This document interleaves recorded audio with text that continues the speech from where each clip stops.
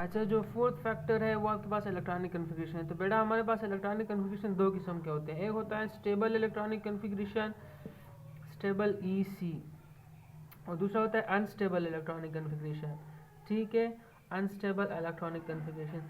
तो बेटा stable electronic configuration क्या होता है, वो दो तरीके के होते हैं। जब आपके पास ऑर्बिटल्स जो होते हैं ना, अगर आपके पास, मैं यहाँ पे लिख लूँ कि आपके पास स्टेबल इलेक्ट्रॉनिक कन्फिग्रेशन, हम उसको कहते हैं कि आपके पास जो आखिरी ऑर्बिटल हो ना, लास्ट ऑर्बिटल, अगर आपके पास ऑर्बिटल जो हो वो हाफ फिल्ड हो, हाफ फिल्ड, ठीक है, या आपके पास वो कम्प्लीटली फिल्ड हो, कम्प्लीटली फिल्ड, तो उस इलेक्ट्रॉनिक कन्फिग्रेशन को हम लोग स्टेबल इलेक्ट्रॉनिक कन्फिग्रेशन कहते हैं। फॉर एग्जांपल आपके पास P3 हो, आखिर में किसी भी इलेक्ट्रॉनिक कन्फिग्रेशन के आखिर में 3 इलेक्ट्रॉन आ जाए। ठीक है बेटा, इसको क्लियर कर लो, ये P6 है, यहाँ पे ये और ये आपके पास कम्प्लीटली फिल्ड है, आपके पास हाफ फिल्ड है। बेटा हाफ फिल्ड का ये मतलब नहीं कि सिर्फ P वाला ही कंसिडर आप हाफ करेंगे, नहीं, आपके पास D5 भी हो सकता है, आपके पास S1 भी हो सकता है, आपके पास F7 भी हो सकता है। देखो D में 10 आते हैं ना, तो आप 5 का कर लो, ये आपके पास हाफ फिल्ड हो जाएगा। S में 2 आते हैं, आप 1 का कर लो, ये हाफ फिल्ड हो जाएगा। F14 आते हैं, उसमें आप 7 कर लो, ये आपके पास हाफ फिल्ड हो जाएगा।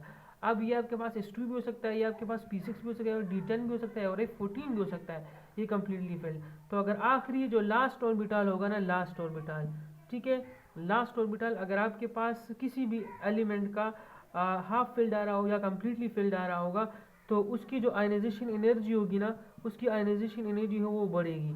ठीक है, वो बहुत ज़्यादा होगी।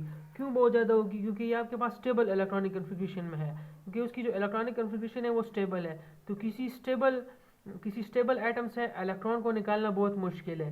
कोई बंदा अनस्टेबल है या कोई एटम अनस्टेबल है, वहाँ से एनर्जी, वहाँ से जो है वो क्या, मतलब देखो स्टेबल, अगर कोई चीज़ स्टेबल है तो डेफिनेटली उसके साथ केमिस्ट्री के अंदर लेस एनर्जी है।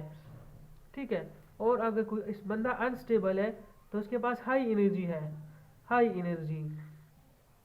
तो लेस एनर्जेटिक चीज़ से आप कोई चीज़ निकालोगे तो आपको बहुत ज़्यादा एनर्जी की ज़रूरत है, और अनस्टेबल से आप चीज़ को निकालोगे तो आपके पास ऑलरेडी एनर्जी बहुत ज़्यादा है, तो आप कम एनर्जी प्रोवाइड करेंगे उसको। ठीक है, तो आपके पास जो आयनाइजेशन एनर्जी है वो क्या होगी, और आपके पास इस केस में क्या होगी, वो बढ़ेगी। ठीक ठीक है ना।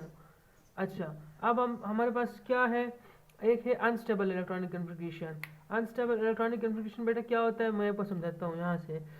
तो अनस्टेबल इलेक्ट्रॉनिक कन्फिग्रेशन ये है, देखो अनस्टेबल इलेक्ट्रॉनिक कन्फिग्रेशन आपके पास ये इस कंडीशन है कि आपके पास अगर लास्ट ऑर्बिटल जो हो, लास्ट ऑर्बिटल, ठीक है, वो आपके पास क्या हो, वो आपके पास बेटा पार्शियली फिल्ड हो, पार्शियली फिल्ड हो, तब उसको हम कहते हैं unstable electronic configuration. Partially field क्या क्या मतलब हुआ, मतलब P2 भी हो सकता है, P1 भी हो सकता है। देखो ये आपके पास ये आपके पास P2 है, ये आपके पास P1 है, P1, ठीक है, ये इस किस्म के, इसको हम पार्शियली फेल कहते हैं। एक बार D1 भी हो सकता है, D2 भी हो सकता है, D3 भी हो सकता है, एंड सो ऑन। ठीक है, अगर आपके पास लास्ट ऑर्बिटल जो है वो पार्शियली फेल्ड हो, तब वो इलेक्ट्रॉनिक कन्फिग्रेशन अनस्टेबल है, और आपको जो आयनाइजेशन एनर्जी है वो आपको क्या होगी, वो आपको कम रिक्वायर्ड होगी, क्योंकि वो चीज़ ऑलरेडी अनस्टेबल है, उसके पास हाई एनर्जी है।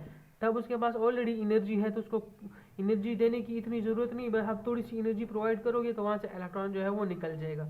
ठीक है, तो ये इलेक्ट्रॉनिक कन्फिग्रेशन का फैक्टर है कि हमारे पास स्टेबल इलेक्ट्रॉनिक कन्फिग्रेशन के लिए आपको आयनाइजेशन एनर्जी जो है वो क्या होगी, आपको बहुत ज़्यादा चाहिए होगी। जब आपके पास electronic configuration unstable electronic configuration होता है, उसके लिए आपकी आयनाइजेशन एनर्जी की जो वैल्यू होगी वो कम रहती है। और इसके जो एग्जाम्पल्स है ना, एग्जाम्पल्स वो मैं शायद आपको पढ़ा लूँ या ना पढ़ाऊँ तो ठीक है, लेकिन आप देख लें, बुक में से देख लें कि कहाँ कहाँ से इलेक्ट्रॉनिक कन्फिग्रेशन स्टेबल है और कहाँ कहाँ पे अनस्टेबल है। तो जहाँ पे इलेक्ट्रॉनिक कन्फिग्रेशन स्टेबल होगा उसकी आयनाइजेशन एनर्जी ऑलरेडी मतलब बहुत ज़्यादा होगी। जहाँ पे आपके इलेक्ट्रॉनिक कन्फिग्रेशन अनस्टेबल होगा वहाँ पे आपको क्या होगा, उसकी जो एनर्जी है ना वो क्या होगी, वो आयनाइजेशन एनर्जी उसकी कम होगी। एग्जाम्पल्स आप बुक से उठा लें अपने लिए। ठीक है, दैट्स इनफ फॉर टुडे।